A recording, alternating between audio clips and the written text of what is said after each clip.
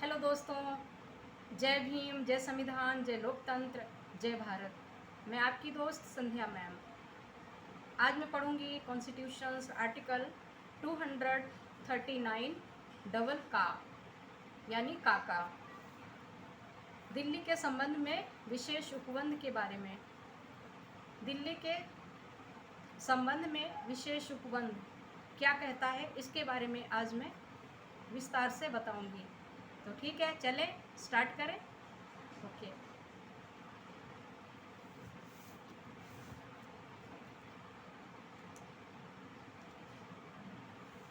Constitution's Article 239 AA. Special provisions with respect to Delhi. Special provisions to respect to Delhi. Number 1. As from the date of commencement of the Constitution, 69th Amendment Act 1991, the Union Territory of Delhi shall be called the National Capital Territory of Delhi. Hereafter in this part referred to as the National Capital Territory, and the administration and the administrator thereof appointed under Article 239 shall be designated as the Lieutenant Governor. Shall be designated as the Lieutenant Governor. Number 2A. There shall be a legislative assembly for the National Capital Territory, and the seats in such assembly shall be filled by members chosen by direct election from the territorial constituencies in the National Capital Territory.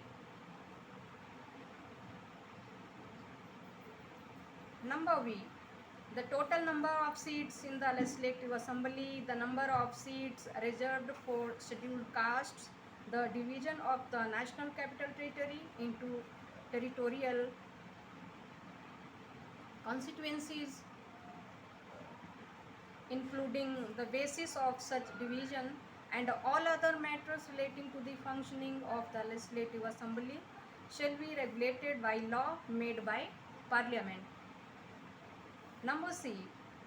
The provisions of Article 324 to 327 and 329 shall apply in relation to the National Capital Territory, the Legislative Assembly of the National Capital Territory, and the members thereof as they apply in relation to a state and Legislative Assembly of a state, and the members thereof respectively, and any reference to the Articles 326 and 329 to appropriate legislature shall be deemed to be a reference to Parliament. Number third A. Subject to the provisions of this Constitution, the Legislative Assembly shall have power to make laws for the whole of any part of the National Capital Territory with respect to any of the matters enumerated in the state list or in the concurrent list, insofar as any such matters is applicable.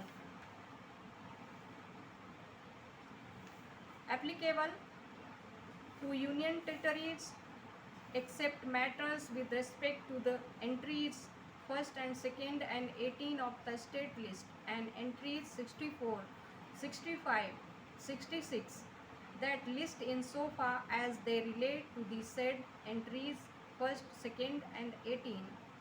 Number B. Nothing in subclause A shall derogate from the powers of Parliament under this Constitution to make laws with respect to any matters for a Union territory or any part thereof. Number C. If any provisions of a law made by the Legislative Assembly with respect to any matter is repugnant to any provision of a law made by Parliament with respect to that matter, whether passed before or after the law made by the Legislative Assembly, or of an earlier law other than a law made by the Legislative Assembly, then in either case the law made by Parliament, or as the case may be such, earlier law shall prevail, and the law made by the Legislative Assembly shall, to the extent of the repugnancy, be void, provided that if any such law made by the Legislative Assembly has been reserved for the consideration of the President and has received his assent, such law shall prevail in the National Capital Territory. Provided further that nothing in this subclause shall prevent Parliament from enacting at any time any law with respect to the same matter, including a law adding to, amending, varying, or repealing the law so made by the Legislative Assembly. Number 4, there shall be a council of ministers consisting of not more than 10% of the total number of the members in Legislative Assembly, with the chief minister at the head to aid and advise the lieutenant governor in the exercise of his functions in relation to matters with respect to which the Legislative Assembly has power to make laws, except in so far as he is by or under any law required to act in his discretion, provided that in the case of difference of opinion between the lieutenant governor and his ministers on any matter, the lieutenant governor shall refer it to the president for decision and act according to the decision given thereon by the president, and pending such decision it shall be the competent for the lieutenant governor in any case where the matter in his opinion is so urgent that it is the necessary for him to take immediate action, to take such action or to give such direction in the matter as he deems necessary. Number 5, the chief minister shall be appointed by the president, and other ministers shall be appointed by the president on the advice of the chief minister, and ministers shall hold office during the pleasure of the president. Number 6, the council of ministers shall be collectively responsible to the Legislative Assembly. Number 7a, Parliament may by law make provisions for giving effect to or supplementing the provisions contained in the foregoing clauses, and for all matters incidental or consequential thereto, b, any such law as is referred to in subclause A shall not be deemed to be an amendment of this Constitution for the purposes of Article 368, notwithstanding that it contains any provision which amends or has the effect of amending this Constitution. Number 8,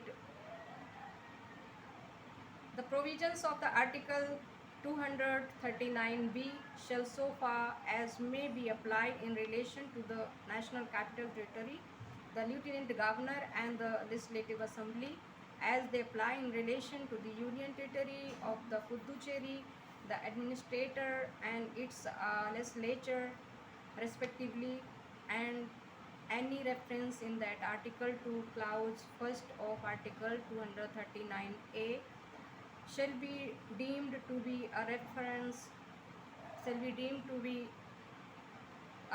to this article or Article 239 AB as the case may be. तो ये तो था English में article a. बहुत बड़ा है, अब मैं इसको हिंदी में पढ़ लेती हूँ।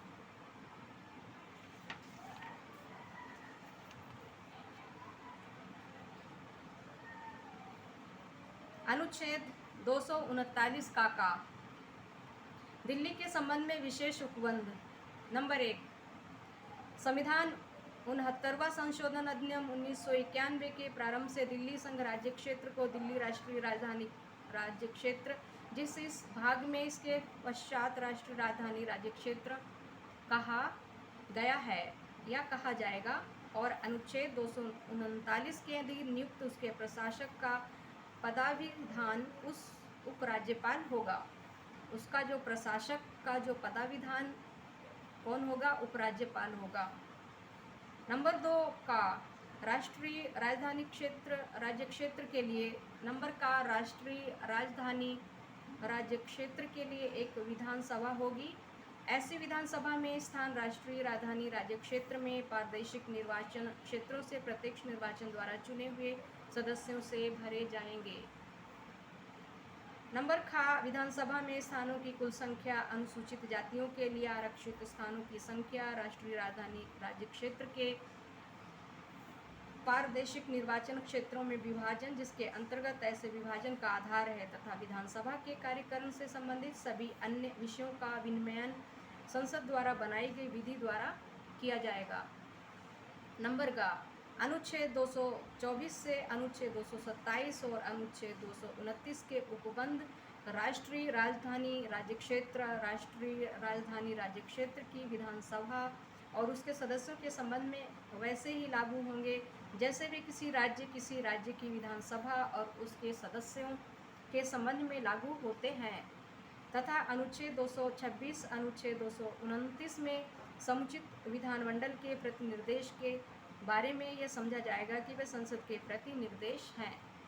नंबर 3 का इस संविधान के उपबंधों के अधीन रहते हुए विधानसभा की राज्य सूची की प्रविष्टि नंबर 1, प्रविष्टि 2, प्रविष्टि 18 से तथा उस सूची की प्रविष्टि 64, प्रविष्टि 65 और प्रविष्टि 66 से जहां तक उसका संबंध उक्त प्रविष्टि 1, प्रविष्टि 2, प्रविष्टि 18 से है, संबंधित विषयों से भिन्न राज्य सूची में या समवर्ती सूची में प्रगणित किसी भी विषय के संबंध में जहां तक ऐसा कोई विषय संघ राज्य क्षेत्रों को लागू है, संपूर्ण राष्ट्रीय राजधानी राज्य क्षेत्र या उसके किसी भाग के लिए विधि बनाने की शक्ति होगी।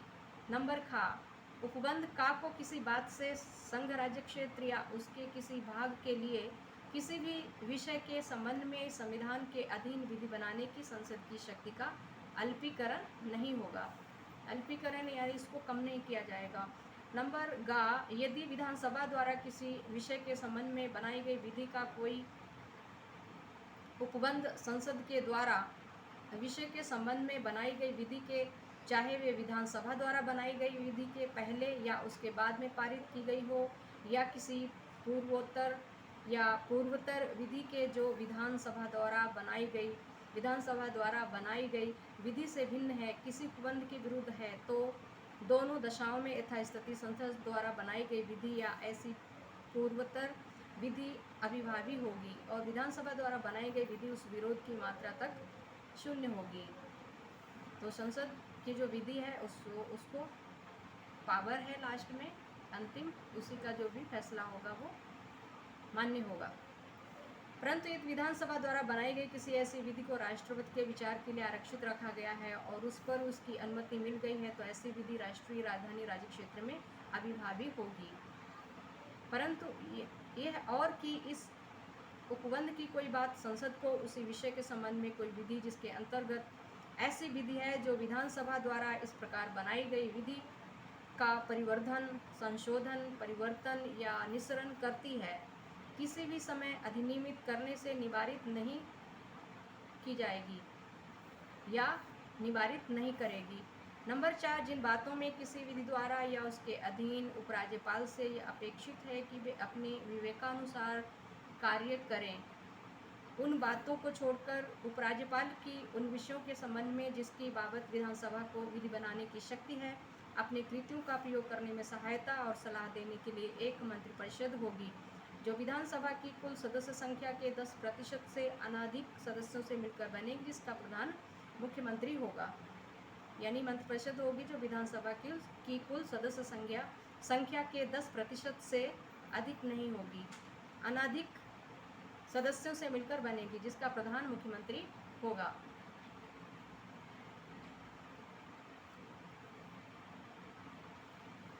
परंतु उपराज्यपाल उसके मंत्रियों के बीच किसी विषय पर मतभेद की दशा में उपराज्यपाल उसे राष्ट्रपति को विनिश्चय के लिए निर्देशित करेगा। तो आपने देखा होगा हमेशा मतभेद रहता है, फिर डेमोक्रेसी में तो मतभेद रहता है, नेताओं में भी रहता है। तो यहाँ बात हो रही है कि परंतु उपराज्यपाल उनके मंत्रियों के बीच, यहाँ पर दिल्ली राष्ट्रीय राजधानी क्षेत्र का जो प्रशासन है उसके बारे में बात की जा रही है, उसकी सरकार चलाने के बारे में बात की जा रही है कि उपराज्यपाल और उनके मंत्रियों के बीच जब किसी विषय पर मतभेद की दशा में उपराज्यपाल उसे राष्ट्रपति को विनिश्चय के लिए निर्देशित करेगा, राष्ट्रपति द्वारा उस पर किए गए विनिश्चय के अनुसार कार्य करेगा।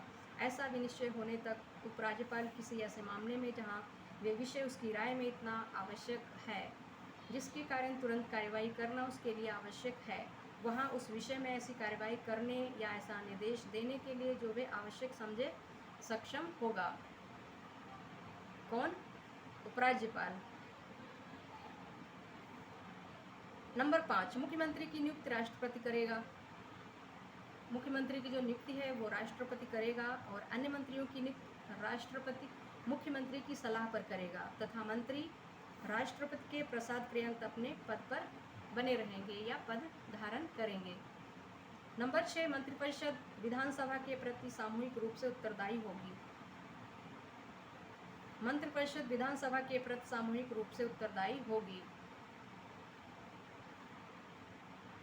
नंबर 7 का संसद पूर्वगामी खंडों को प्रभावी करने के लिए या उनमें अंतर्विष्ट उपबंधों की अनुपूर्ति के लिए और उनके आनुषंगिक या पारिणामिक सभी विषयों के लिए विधि द्वारा उपबंध कर सकेगी।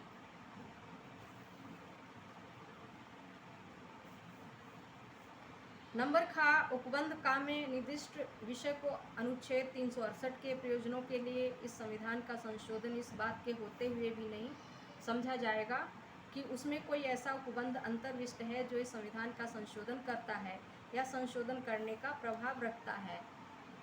नंबर 8, अनुच्छेद 239 खा के उपबंध जहां तक हो सके राष्ट्रीय राजधानी राज्य क्षेत्र राज्यपाल और विधानसभा के संबंध में वैसे ही लागू होंगे जैसे वे पुदुचेरी संघ राज्य क्षेत्र प्रशासक और उसके विधानमंडल के संबंध में लागू होते हैं। और उस अनुच्छेद में अनुच्छेद 239 का के खंड 1 के प्रतिनिर्देश के बारे में ये समझा जाएगा कि वे यथास्थिति अनुच्छेद या अनुच्छेद 239 का खा के प्रतिनिर्देश हैं। तो आज के लिए इतना ही, ये थोड़ा बड़ा हो गया है अनुच्छेद। तो अब मैं आगे पढ़ूंगी अनुच्छेद 239 का खा। ठीक है, तब तक के लिए जय भीम, जय संविधान, जय लोकतंत्र, जय भारत। अपना ख्याल रखिए सभी लोग, संविधान पढ़ते रहिए। Thank you.